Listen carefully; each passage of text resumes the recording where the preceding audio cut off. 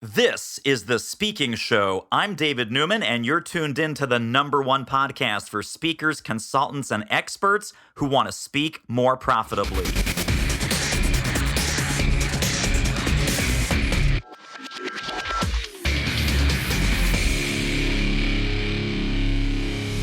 I'm looking at your bio on your website and ooh, ouch. Oh my goodness. Yeah, not good, not good, not good. Luckily, Nancy Jutton is here from buyboringbio.com to the rescue.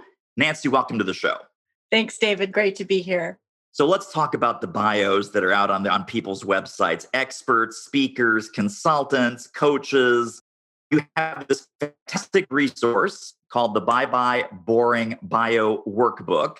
In the workbook, you mentioned we got some problems out there, folks. People are doing the bad and the ugly. We're going to get to the good in a moment. But what are some of the bad and the ugly habits that when people come to work with you or they seek out your help, what are the first batch of problems that you typically see? Well, the first thing I noticed is that people play all different kinds of roles. I'm an author, speaker, coach, underwater basket weaver, and pet sitter, and I can't wait to do business with you. And that's a big mistake because if you've got a problem that's giving you serious discomfort or keeping you up at night, you don't want to hire someone that's wearing multiple hats. You want to hire someone that's got the specific, terrific expertise to ease your pain faster and better than anyone else, and with confidence and speed and a system that pays off. So if you have been going author, speaker, coach, snooze, you lose, wake up and do it differently. Claim the #1 thing that you do that you're known for that sets you apart, and then find another way to say those other things somewhere else so you can grab your ideal client at hello. That would be one of the big things. Oh, so important. So the other thing, throughout the workbook, I think one of the things that really jumped out at me is this concept of decide. Oh, Decide who you are, decide what you do, decide who you do it for. And you've got a big call out graphic that I really love on the top of one of the pages of the workbook, which is if you don't know who your ideal client is, it's going to be really hard to get more of them. Talk about how that works. Yeah, this is a big one. The graphic in the book says, stop trying to make not your people your people. And if you're like nodding your head and singing a happy dance, it's like, oh my gosh, like the heavens have just parted. Because how often it is that we try to make not our people. And then when we get into the business of actually serving those people, we're holding our breath and we're waiting for the call to be over. And we're not even excited about helping them solve whatever problems they have because they're not our people. So when you can actually align with who it is you're supposed to be serving, what niche audience, like I'll be really honest with you, and this is very transparent. There are people that want to be left-handed underwater basket weavers and make 6 figures in 20 minutes because they've drunk all the Kool-Aid out there that that's possible. And they want their bio to solve that problem. Well, I'm just here to tell you that no left-handed underwater basket weaver is going to get to 6 figures in 20 minutes with a brilliant bio, no matter how brilliant it is. I have discovered that working with people that with really super duper obscure things that defy description, those people are not my ideal people. I like working with speakers, experts, and authors that do specific, terrific things that I understand, that I relate to, that I can support and guide to great outcomes. And if you're doing something super duper obscure that I don't understand, well, you've got a problem on your own, regardless of whether or not I understand it. So stop trying to make not your people. And you know who these people are because your head, your heart, and your gut are screaming, this is not a fit. I must not commit. And if you meet the right people where you're actually able to connect with them, you understand what they do, none of that is a factor. You're just ready to rock and roll and get going and make some great things happen. So pay attention to who your people really are and narrow your focus and have the courage to claim them as your ideal client, because then you'll weed out all the people that are not, and you won't waste time talking to the wrong people, and you'll use the best of your time talking to the right ones. Right. Oh my gosh. Amen times 10. I want to zoom out just to the 20,000 foot level because they're going to buyboringbio.com and they're like, wait a second. Are we saying that the marketing and the sales and the client attraction magic is just in the bio? And the answer is no, it's not just in the bio. But what struck me Nancy, as I was going through all of this great material that you have, is people say, well, I don't like to sell. I don't like marketing. I don't like pushing. I don't like pitching. Imagine if you had a bio on LinkedIn, on your website, with every podcast that you ever do, anywhere in your speaker introduction, your virtual speaker introduction, your webinar introduction, where people listen to who you are and they say, hang on, stop the presses. I need to talk to this person, just based on the bio. So is the bio the be all end all? It is not, but it's such a critical piece, and it's free real estate that we all have that almost nobody is optimizing the right way, the way that you describe in your coaching and in your programs and in your workbook. So let's talk about all the different places and all the different variations on a theme where this bio is going to end up in our listeners' world if they get this right. Yes, let's do that with the preface of one important thing that I think everyone needs to pay attention to right now is, as we're recording this, we're in the middle of a global pandemic that is going to hopefully subside when vaccines are consumed, and hallelujah for that. But there is a very good chance that what many authors, speakers, and coaches are doing right this moment is not what they were doing 8 months ago. And so it could be that you've created that website and you had your graphic designer have a box to check that says, your bio needs to go here, give me 50 words and we'll throw them there. Just because you check the box and put the words on the website doesn't mean the words that you put there are actually doing you any favors, right? Yeah. So what I would say is no matter where you are in your life, today is a good day to look at all the bios that you have on your Twitter, your LinkedIn, your Facebook group, your About Me page, your media one sheet to help you get booked on podcasts, your sizzling speaker sheet to get you booked on conference stages, and ask yourself, is what is shown there consistent across all platforms? Is it also correct and relevant to what you are now doing? Because just like you check the smoke detector battery every 6 months to make sure the house doesn't burn down, you really ought to take a look at where you're showing up all of these places and ask yourself, is this still true? What new accomplishments and achievements have I achieved? Have I done a pandemic pivot and am I grooving in a whole new way? What do I need to say differently or better so that how I'm showing up everywhere I am is exactly the lasso that's going to bring people back into my world to take that first step along a journey that could be game-changing for them? Most people just check the box and went on to the next thing, but that box is a missing piece that could be the missing ingredient to a new client, a new lead, a new collaboration, a new connection, and of course, the almighty ka-ching, ka-ching of cash. Yes, yes, yes, yes to all of the above. I want to dig in a little bit to your recipe because you've got some very smart, very insightful, and sometimes contrarian things to say about what belongs in a bio. What are some of the building blocks? What are some of the ingredients? One of the things that really, really spoke to me is because you and I both work with really smart, accomplished experts, speakers, consultants, coaches, and so forth. Sometimes they are their own worst enemy. And they also have a little bit of a rejection when they say, oh, so-and-so is the number one expert. They are the biggest, boldest, bravest, smartest, whatever, right? All these superlatives. In your workbook and in your work with your clients, you say we shouldn't shy away from some of these superlatives if we can back them up.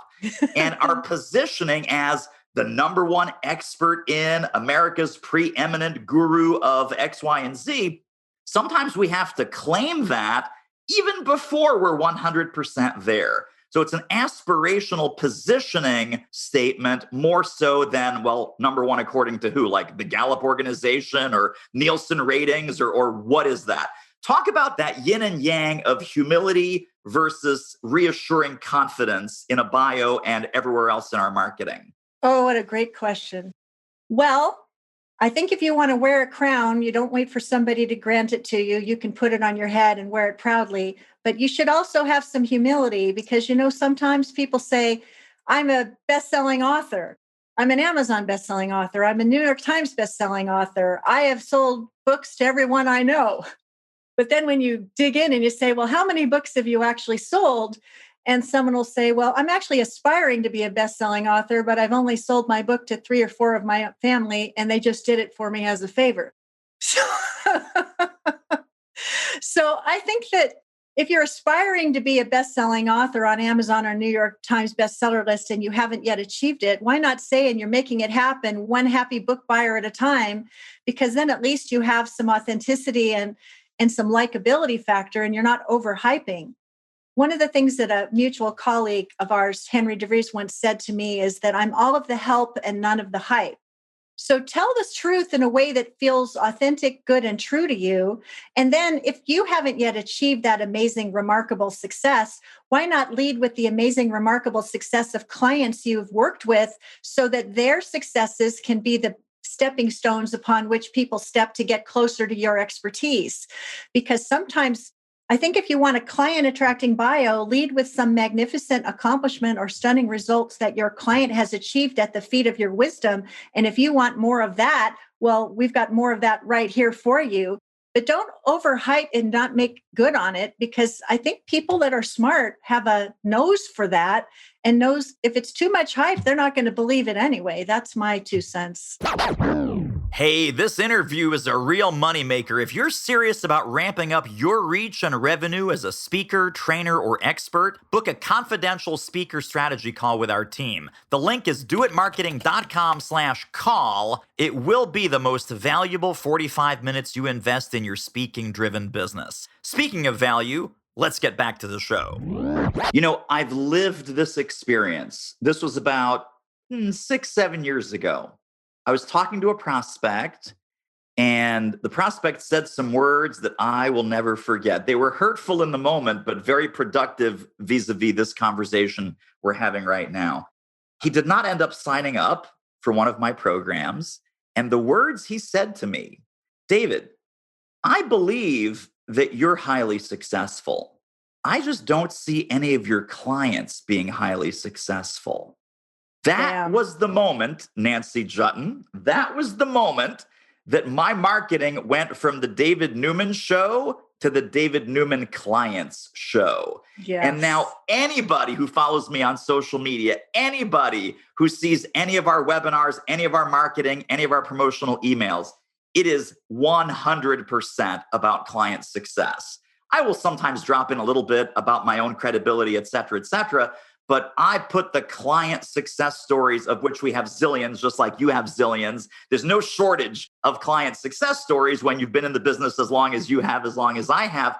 But people don't think. They're like, no, let me beat my chest. I'll show you how awesome I am. As soon as that prospect said to me, dude, I believe that you have it going on. You're making a lot of money. I just don't see your clients making a lot of money. Yeah. And that was 100% on me. It was happening, but I wasn't putting it out there to any degree, and certainly not the degree that we're putting it out there today. So let's talk about how this bio is not really about us, but it's about us in terms of them, whoever them is. So not all bios are created equal. Not all bios suit the same situation. When a lady goes to the one-size-fits-all rack at the store, she may have clothes on her back, but she may not look sexy, svelte, and fantastic. We want to be sexy, svelte, and fantastic wherever we show up for the objective that we have. And that means you need to decide what you want right now.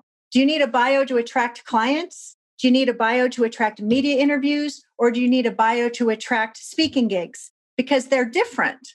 So the step one is to decide. And then the second step is to reflect on the wow, the how, and the wow. Okay?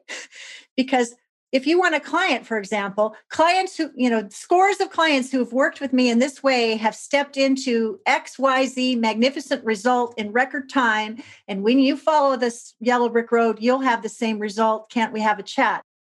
Then you want to prove your value and impact. And that's where you can talk about the magnificent results that people have welcomed and the awards that you have won and the media credits you have. Social proof, credibility. All of that.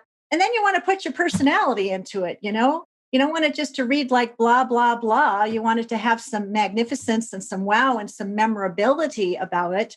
And then, of course, you want to prepare the right size stories for the right situation, because I'll tell you something, with 1 million podcast hosts out there looking for great guests, they do not want to read your 350-word long version bio before you speak your first word that is of value to their audience. It has to be about what's in it for the audience. So give them 50 words of wow in the third person that will get the audience sitting up and saying, this is the podcast I'm going to listen to and get real value from. Because if you don't do that, not only will you probably not get booked on the podcast, but you'll be the victim of the index finger that goes delete, delete, delete, because who cares, right?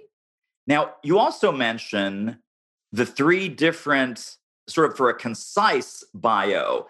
You mentioned that we should always have a 50 word, a 100 word, and a 150 word. But what you just said is, and it's also in the workbook, and I know it's also in your coaching programs, the 50 word version is the magic. That's the key that opens the golden lock. That to me was surprising. Why is the shortest, teeniest, tiniest one the most powerful? Well, less is more. Less is more. And in terms of when you're asked for a bio, whether you're on a telesummit, whether you're on a radio show, whether you're participating in a giveaway where you're going to get to have a short bio and describe what you're giving away, they're never going to give you more than 50 words. And there are some very, very smart people who find it a whole lot easier to write a 50,000 word manuscript than to write a 50 word bio. And I will tell you that a good editor will get to the meat of the matter very, very quickly and leave the rest to the cutting room floor. And you will find that that is the most powerful tool in the shed for opening the door. And remember, people are busy and they're multitasking and they don't have time to read your manifesto most of the time. But if you can get to the meat of the matter in 50 words or less, you are forced to get to the who you serve, how you help, what big results are happening, and how they can get in touch with you message so that you can beat a path of leads, clients, conversations to your door. And remember, what is it we want? We don't just want people to know about us. We wanted people to know about us to the point that they want to do business with us as soon as possible. So it's a powerful, powerful exercise to get to 50 words. And I challenge everyone who's listening to take that challenge on today. And I also think, sometimes we are put, like you said, we're in a summit or we're at a virtual conference and you just submit your bio in a vacuum and it's 50 words because you're following Nancy's formula and her template. And then you see the marketing for the event or the summit or the virtual conference. And then it turns out, let's say there was a 150 word maximum. And these other people, they're just going on and bloviating and putting in all the wrong nonsense and the consulting speak and the buzzwords and the jargon. But there's you with 50 words. And I talk about this in my Do It Marketing book. I say the power of clarity. Clarity has a beautiful halo effect. This person has nothing to hide. This person has nothing to prove. This person doesn't waste words. This person doesn't waste your time. This person's going to be high-end, expensive, premium, because premium brands don't need to bloviate and I'll use a whole bunch of words and take up a whole bunch of real estate. I want to look that one up. So yeah, I mean, it's one of these things where it's like, wow, this person was so concise and nailed it so quickly. This is the person that must have it going on. Whereas the other people just look needy, pitchy, or bloviated. Amen.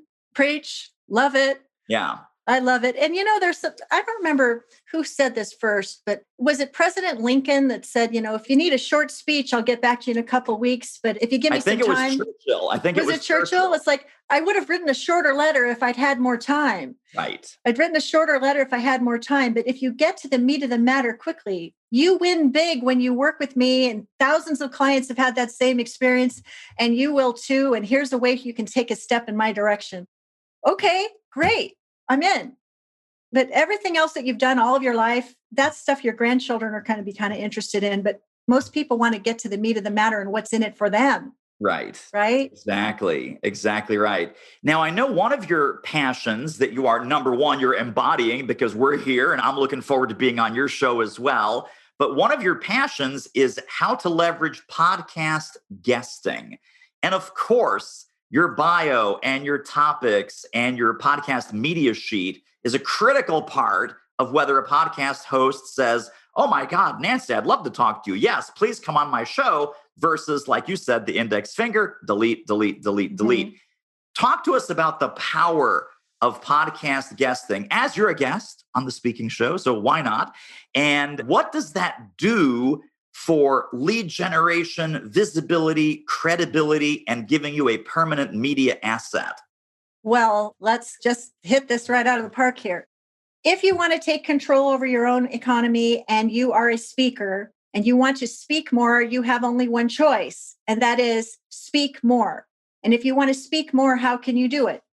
I'm a fan of a three-legged stool. You speak to the people to whom you are already engaged, your Facebook group, your email list. Speak to the people you already know.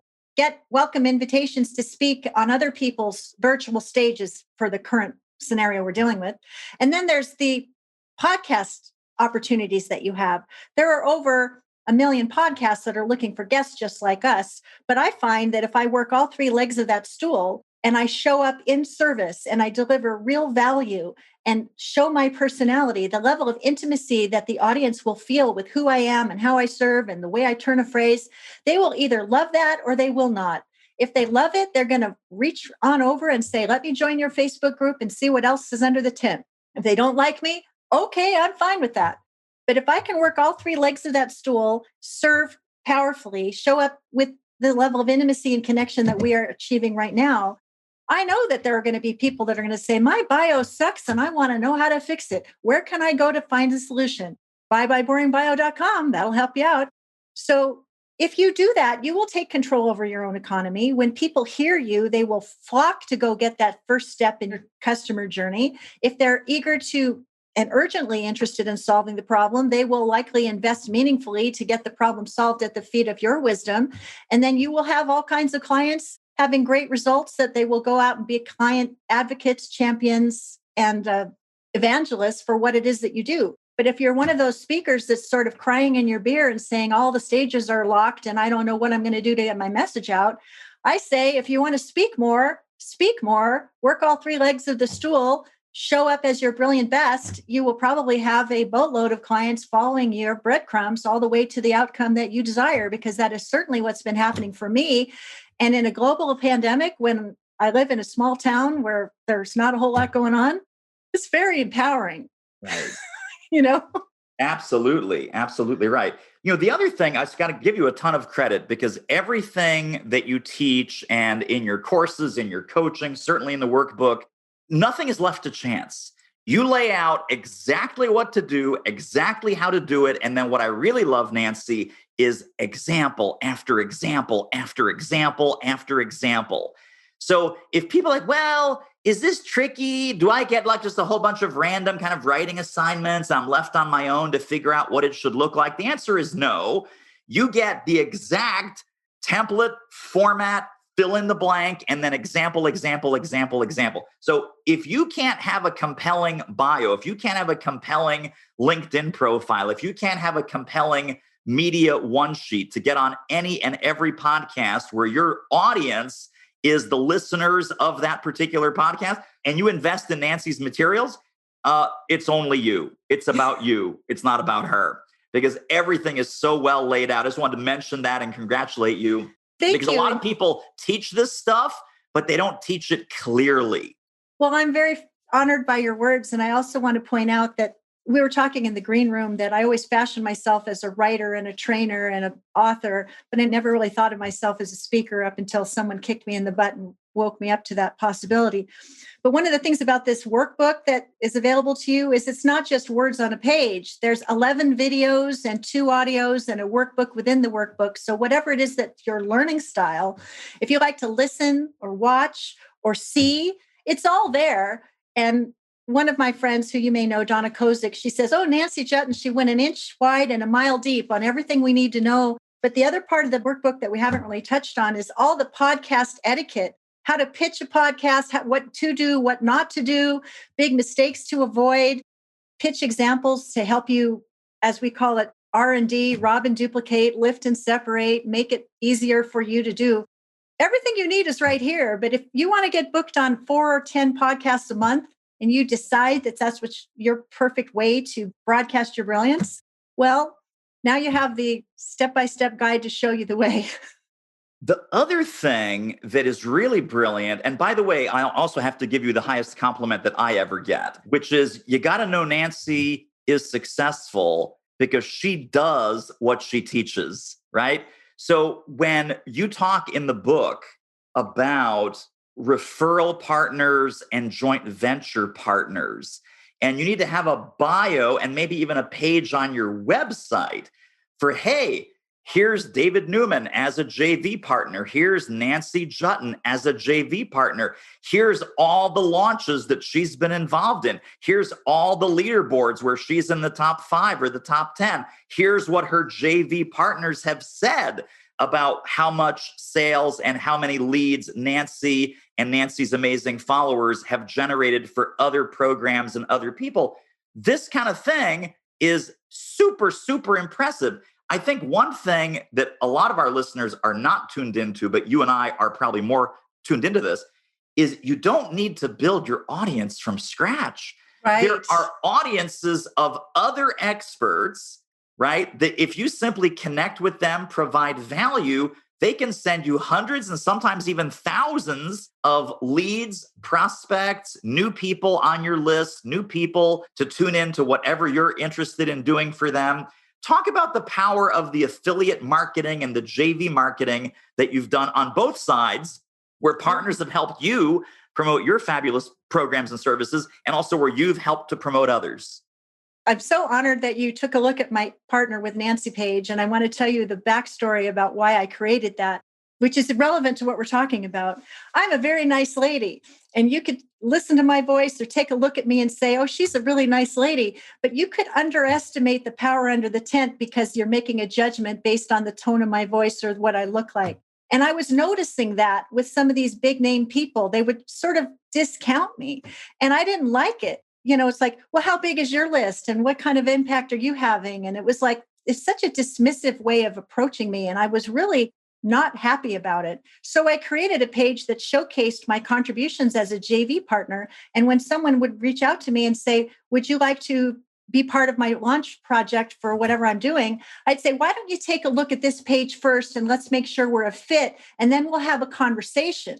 And I noticed that the tenor of the conversation was changed dramatically when people realized how much influence and impact and income I was creating for other people.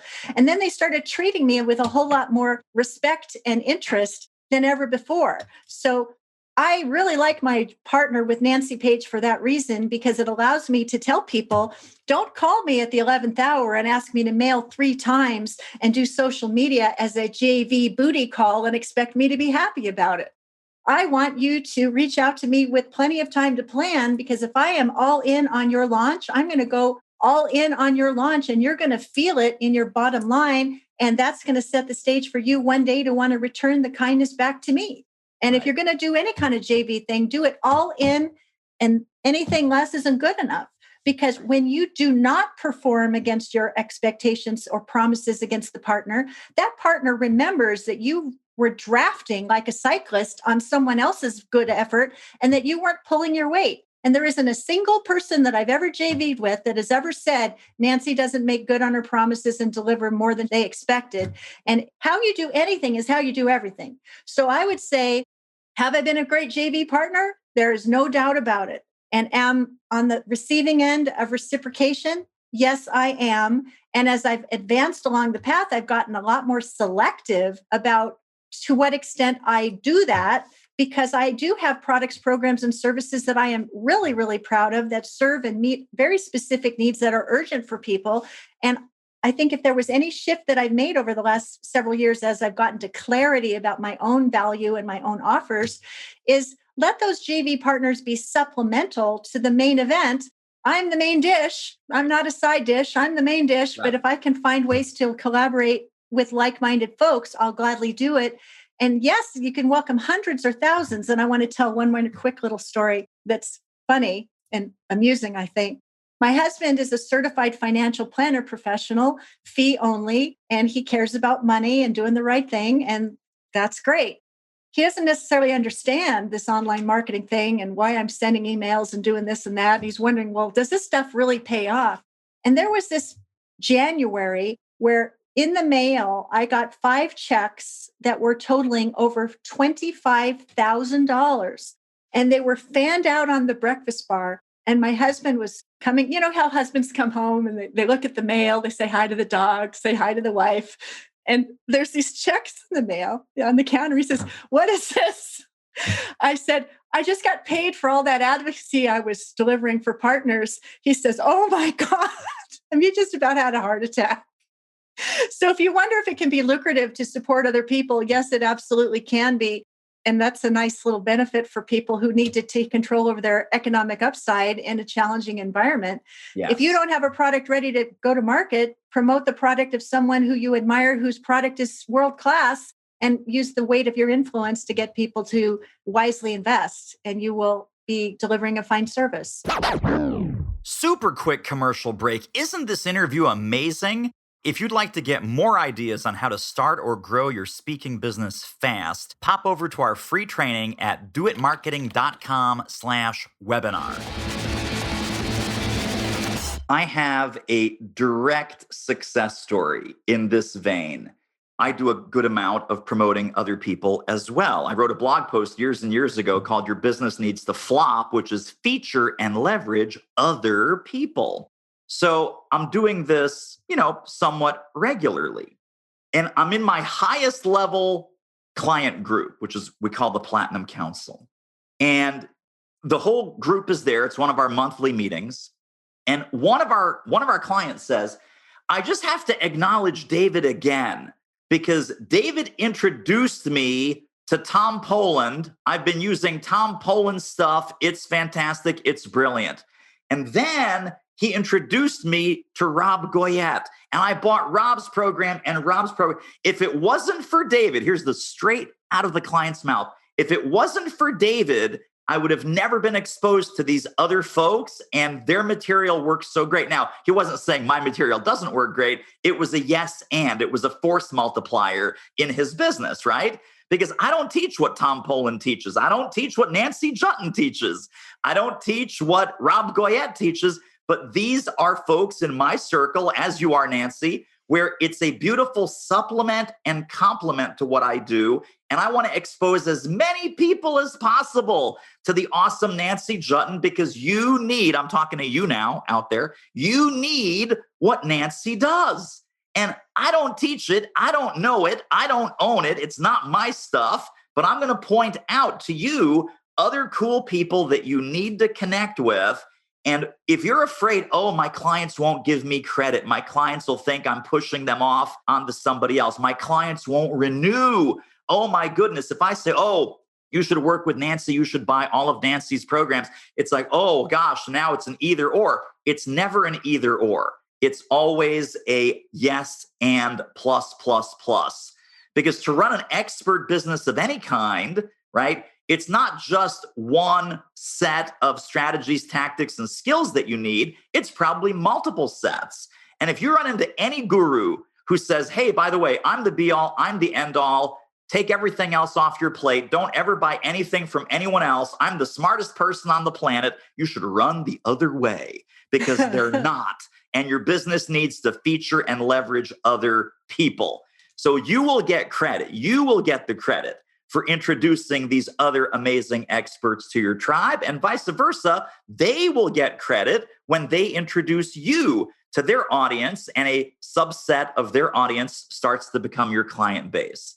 So that should be helpful to people who are just starting out all the way to the seasoned veterans who've never even thought about doing joint ventures because they thought it was the me show. And it's not the me show, it's the we show. That was like a mic drop moment, I have to say.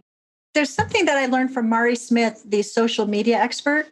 She said, "Create your Hollywood squares." And when I was first starting out, this is, a game show that was on where people were in a tic-tac-toe board and they were 1 degree of separation, helping each other with the answers.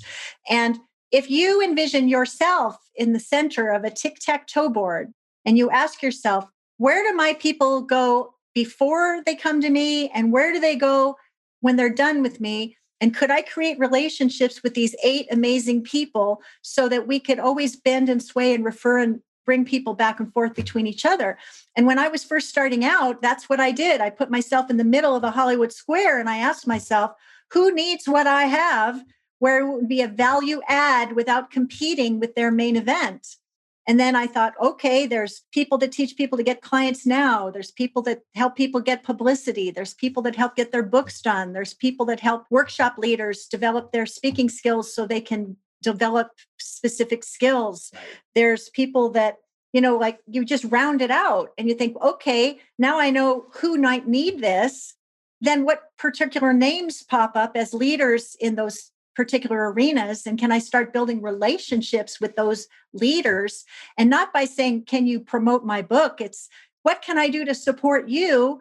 And let's support you. And then if it's you feel the weight of my influence, chances are there's going to be an opportunity for there to be some karma coming back to me in a favorable reference. So I know that you're supposed to have 100 points of light, but that's overwhelming to a highly sensitive, introverted person such as myself. But I can manage 8 amazing relationships, and I can manage 8 amazing relationships next year and 8 amazing relationships the year after that. And I know that jewels in the crown will emerge that will become my lifetime co-collaborators. And that's really where the magic is. I love that spirit of abundance. And it's so, so true. It's absolutely comes to fruition 99.9% of the time. Nancy, before we give folks our little closing goodie and some additional resources and some ways to connect with you, I know you have an awesome, amazing Facebook group. And I want to go behind the curtain a little bit and ask you, in addition to all the tremendous value and affection that comes out of that community that you have taken such great care of, that is also a great source of clients. And I think a lot of folks are saying, oh, I'm going to have this community. I'm going to have this following. I'm going to start a Facebook group. And they do that. And they may even have the world's best intentions and really give their all to this group. But from a client acquisition standpoint, all they get is crickets. What's the differentiator between having a great Facebook group and a high value community versus having a great Facebook group and a high value community who wants to become your next batch of clients? Excellent question.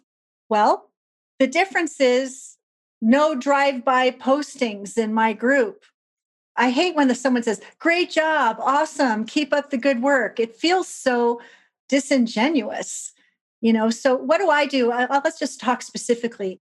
Once a week, I do Bio Makeover Mondays and more at 1:00 in my Facebook group. And anyone who's a member can post their 50-word bio, their sizzling speaker sheet, their media one sheet, or something they're struggling with in the thread. And at 1:00, I will see, hear, help, celebrate, and support that message to transform from med to magnificent so that they can get on with things. And to be seen, heard, and celebrated and helped in a Facebook group with a magnetic message that you can't find with a flashlight on your own is a great value add. So I find that on Mondays when I do bio makeovers and more, people are totally paying attention, getting the value and getting the parallel lesson for themselves. When you show up and deliver live training in your Facebook group and people get real value and you're not selling them every time you speak up, they know that you really care about them and that you're delivering something that they can benefit from.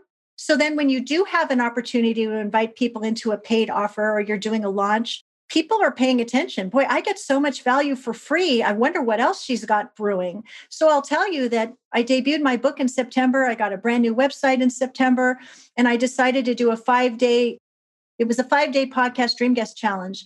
And during that challenge, I taught people over 5 days how to be the podcast Dream Guest.